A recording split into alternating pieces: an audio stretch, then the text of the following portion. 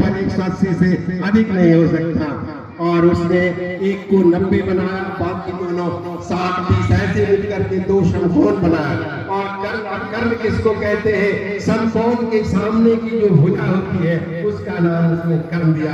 और कोण के सामने की भुजा को कर्ण एक ही रहेगा, लेकिन लंब आधार बदलते रहता है। जिस कोण को आप लीजिएगा उसके सामने जो भुजा होगी वह लंब होगा, फिर दूसरे कोण को लीजिए बदलते रहता है, लेकिन कर्ण नहीं बदलता है। तो बच्चों, तुम्हें इस माध्यम से यह सीखना होगा, हम भी किस तरह वैज्ञानिक बने, गणितज्ञ बने, इसके लिए आपको प्रयास करना होगा, पढ़ना होगा, शिक्षकों से सहयोग लेना होगा, उस पर चिंतन मनन करना होगा, तभी आप बन सकते हैं।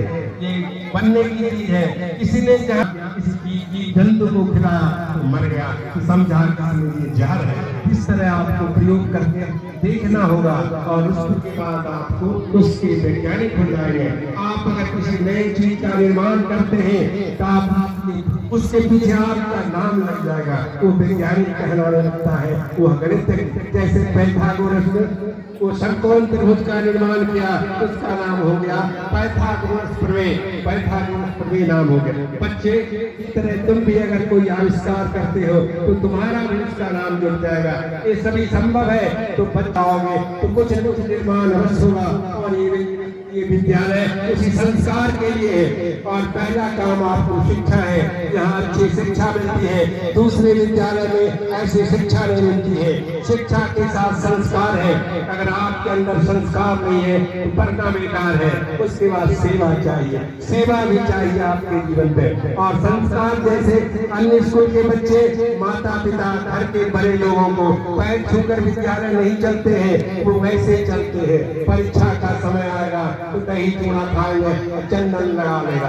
लेकिन आपका काम है प्रतिदिन घर के बड़े लोगों के पैर छूते हैं। पैर छूने से बहुत लाभ है, आशीर्वाद मिलता है, आशीर्वाद से मनुष्य बड़ा होता है। लेकिन मैं अध्ययन करता हूँ, कुछ लोग तो करते हैं, कुछ लोग करते ही नहीं। कुछ परीक्षा के समय बच्चे करते हैं, बाकी दिनों में उन्होंने छोड़ दिया। ऐसा करना मत छोड़ो।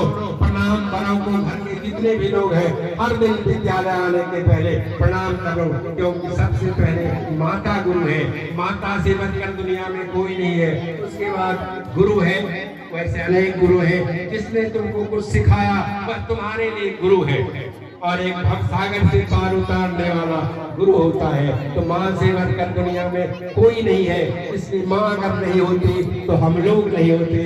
तो माँ का सम्मान बहुत आवश्यक है। एक छोटी सी घटना है। 2 भाई था, छोटे भाई के पास माँ रहती थी। माँ जब मरने लगी तो छोटे बेटे को कहा, जरा बड़े भाई को लाडो में से बात करेंगे। कहा, माँ अगर कहती हो तो मैं जाता हूँ। और ये सच्ची घटना है। और वह गया उस भाई को कहने के लिए कि माँ बुला रहे हैं। तो वह क्या कहता है, मैं तो धरती से जन्मा हूँ। वह लड़का कहता है, मैं धरती से जन्मा हूँ, माँ तो मर के चली गई। आज उसकी स्थिति है, वह मर रहा है और माँ माँ चिल्लाता है। वह मरने वाला उसका भाई माँ माँ चिल्लाता है। माँ का अपमान कभी नहीं होना चाहिए। वो अपने कहता है, हम धरती से जन्मे, माँ माँ कर रहा हूँ, मरेगा, मरा नहीं है। अभी सच्ची घटना में बता रहा हूँ। और आज हमेशा माँ माँ रखते रहता है। वो माँ है, माँ के बिना कुछ ये जीवन चलने नहीं वाला है।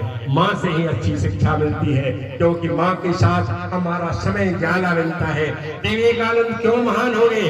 क्योंकि उनकी माताएं शिक्षा देती थी, रामायण की, धर्म ग्रंथों की शिक्षा देती थी, तब वे महान हो गए। महान बनने के लिए बचपन से तुमको प्रयत्न करना होगा, उसके प्रति खोज करना होगा।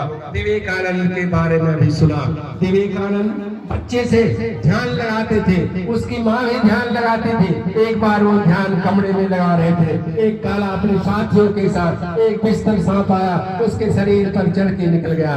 लड़के लोग दौड़े उसकी माँ को कहने के लिए, तुम्हारे पुत्र पर सांप घूम गया है। माँ आती है, सांप को नहीं, इसका दर्शन करना चाहिए, क्योंकि सभी इसी में है। कर्मूले गोविंदा रात्रे वस्ते लक्ष्मी कर्मूले तो गोविंदा, तीनों इसी में है। इसलिए सर्वप्रथम मुक्ति के बाद अपने इसका स्थान पे धरती को प्रणाम कीजिए, माँ को प्रणाम।